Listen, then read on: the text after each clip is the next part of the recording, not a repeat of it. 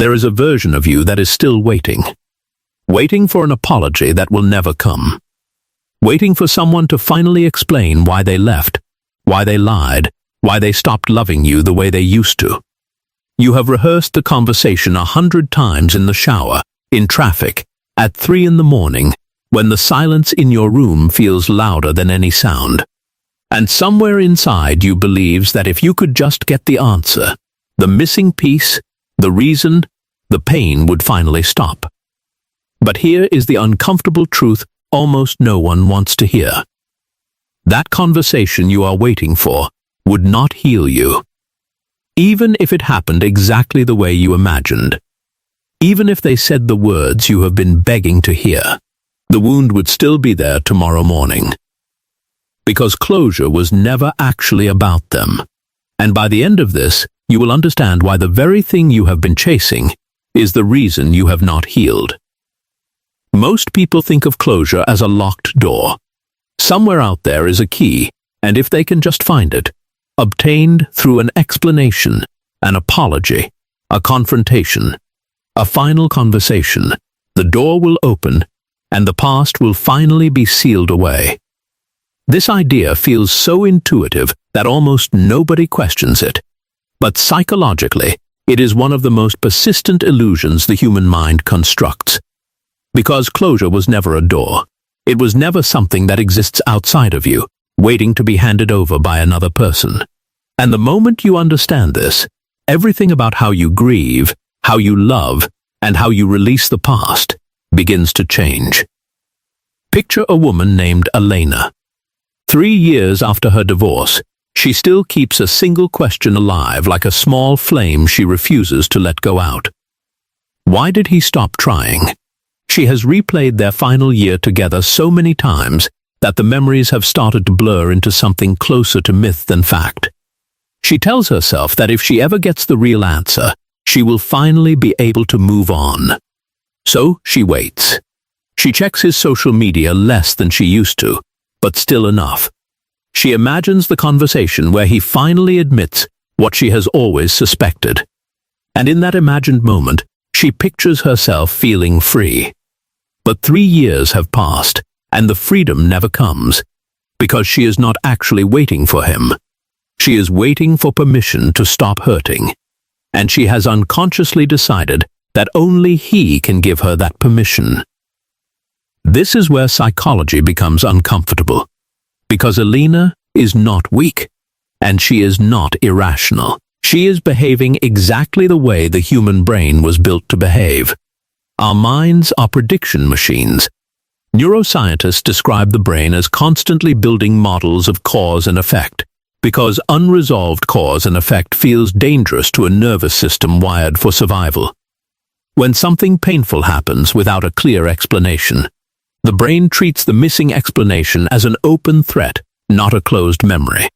This is why an argument with an unclear ending haunts you longer than one that ended with a clean resolution, even if the resolution was worse. The brain does not crave happy endings, it craves finished ones. This tendency has a name in cognitive psychology. It is called the Zeigarnik effect, first observed by Soviet psychologist Bluma Zeigarnik in the 1920s, who noticed that waiters could remember complex, unpaid orders in vivid detail, yet forgot them almost instantly once the bill was settled. The unfinished task occupied mental space. The completed one did not. Our emotional memories work the same way. An unresolved relationship, an unanswered question, an argument that ended mid-sentence, these become the mind's version of an unpaid bill. They sit in working memory, replaying, intruding, refusing to fade, because the brain believes the story is not over.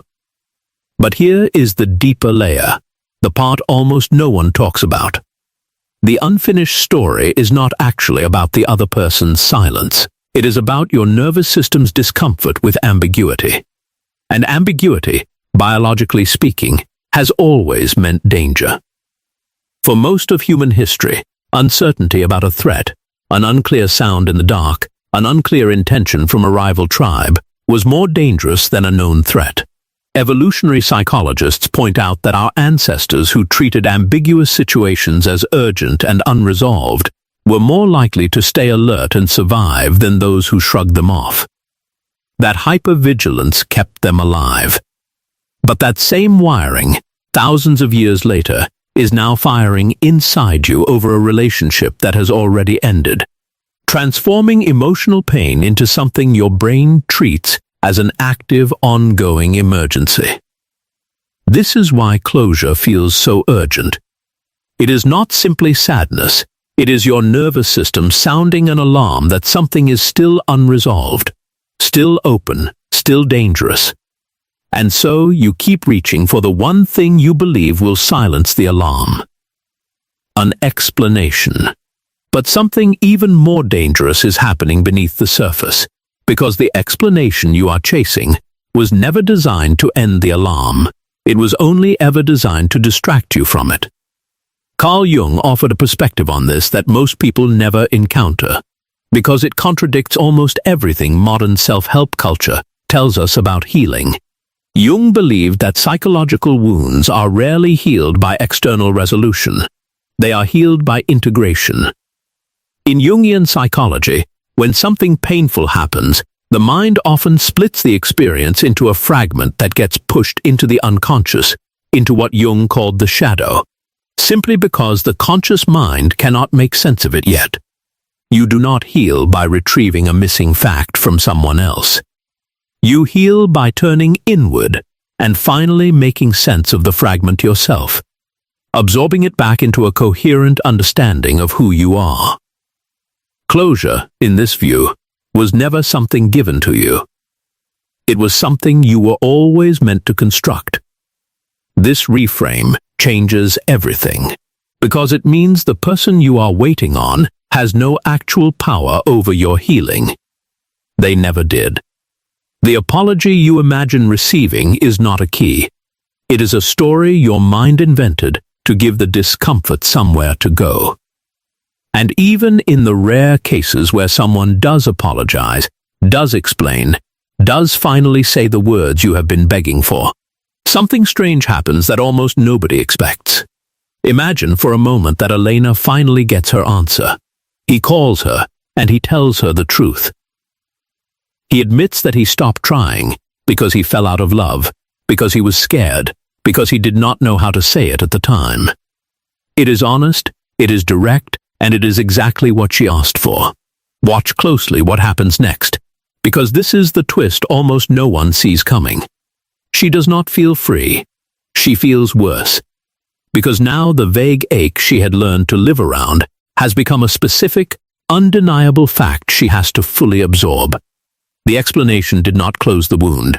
It reopened it with more precision. This happens more often than psychologists like to admit, because closure was never actually the antidote to pain. It was a story built on top of the pain to make it feel more survivable, more logical, more within reach of resolution. Real answers do not dissolve grief. They simply rearrange it. And people who spend years chasing the perfect explanation often discover, when they finally receive it, that the explanation was never the missing piece at all. The missing piece was somewhere else entirely, and by the time they realize this, they have spent years standing still, waiting outside a door that was never actually locked. This is where Alfred Adler's psychology becomes essential. Because Adler, who broke away from Freud to build his own school of thought, argued that human suffering is rarely just about what happened to us. It is about the private, often unconscious meaning we assign to what happened. Two people can experience an identical betrayal, and one will construct a meaning that says I was unworthy of loyalty, while the other constructs a meaning that says I trusted someone who was incapable of loyalty. The event is the same. The psychological aftermath is entirely different, because the meaning, not the event itself, is what shapes the wound. And this is the part that should genuinely unsettle you. If meaning is something you construct, then closure was never something someone else could hand you, because they do not have access to the meaning-making process happening inside your own mind. Only you do. This is where most people quietly get stuck for years, sometimes decades, without realizing what is actually happening. They believe they are waiting for someone else to finish a story. In reality, they are avoiding the responsibility of writing the ending themselves, because writing it yourself means admitting that no one is coming to rescue you from the discomfort. It means facing the pain directly, without the comforting fantasy that an external explanation will one day arrive and make sense of everything. And this is terrifying, because as long as you are waiting for someone else to provide closure, you never have to be the one who declares the story finished. You can stay in the waiting room forever, and somehow that feels safer than closing the door yourself. Viktor Frankl understood this kind of suffering in a way few psychologists ever could, because he did not develop his ideas in a comfortable office. He developed them inside Auschwitz, watching people around him lose the will to live the moment they stopped believing meaning was possible. Frankl noticed something remarkable. The prisoners who survived psychologically, even amid unimaginable horror, were rarely the ones waiting for their circumstances to change. They were the ones who had found a way to construct meaning regardless of their circumstances. Frankl later wrote that everything can be taken from a person except one thing: the freedom to choose their attitude in any given set of circumstances. This idea is not motivational poster material. It is a direct challenge to the belief that healing requires the world to give you something first. Frankl's core insight was radical, because he was essentially saying that meaning, and by extension closure, is not extracted from the outside world. It is generated from within, even in conditions where the outside world offers absolutely nothing. If meaning can be constructed in a concentration camp, then the belief that you cannot move forward without an apology from an ordinary, flawed human being who hurt you starts to look less like an unbreakable law of psychology, and more like a story you have chosen to keep telling yourself. Not because you are weak, but because the story has, in a strange way, been protecting you. As long as the story is unfinished, you get to keep a version of the relationship alive. You get to keep hoping, keep imagining, keep believing there is still a version of events where you are proven right, where they finally see what they lost, where the universe rebalances itself in your favor. Letting go of the need for closure means letting go of that fantasy entirely. And for many people, that fantasy is the last thread connecting them to something they are not actually ready to release. This is the real reason closure feels so impossible to reach. It was never actually about facts. It was about control. As long as you are waiting for an explanation, you are still in some small way in the story. The moment you stop needing one, you have to accept that the story is over. Whether it makes sense or not, whether it is fair or not, whether it feels resolved or not. And that kind of acceptance is one of the most psychologically difficult things a human being can do, because it requires surrendering the illusion that suffering only ends when it is justified. The Stoics understood this centuries before modern psychology gave it a name.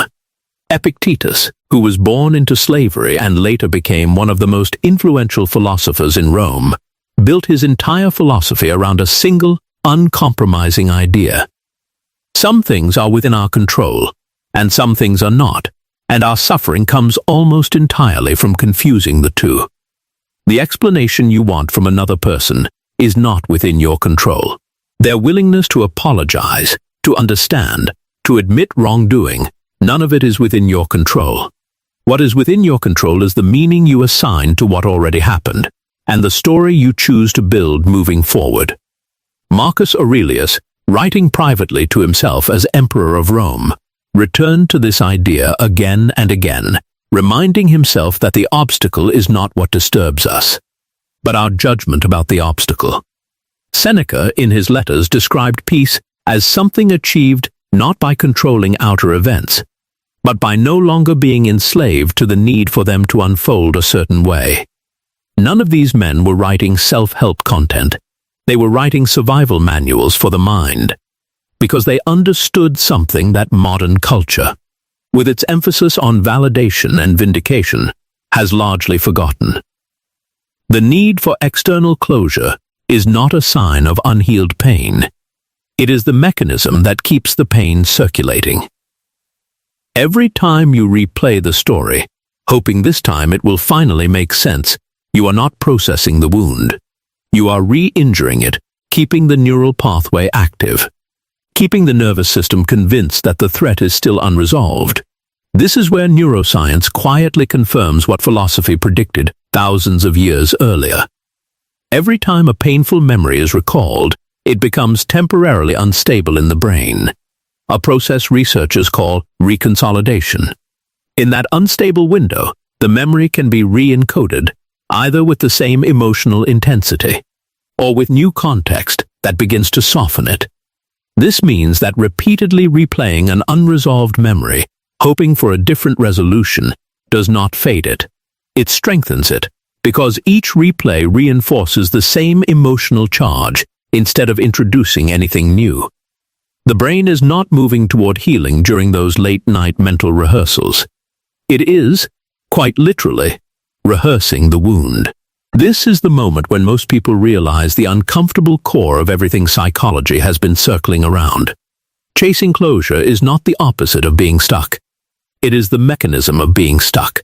And the day someone stops chasing it is not the day they stop caring, or stop feeling, or pretend the pain never happened. It is the day the nervous system finally stops treating the past as an active emergency requiring resolution, and starts treating it as a completed chapter requiring only understanding. So what does healing actually look like, if not this? It looks like Elena, 3 years later, finally realizing that the question she has been asking for so long was never really about him. It was about her own fear that she was somehow responsible for something she could not fully name. The moment she stops needing him to answer it, she is finally free to answer it herself, honestly, without performance, without waiting for permission. She was not unworthy. He was, for whatever unspoken reason, unable to stay. Two separate truths, and only one of them requires someone else's voice. This shift from external closure to internal integration is not passive.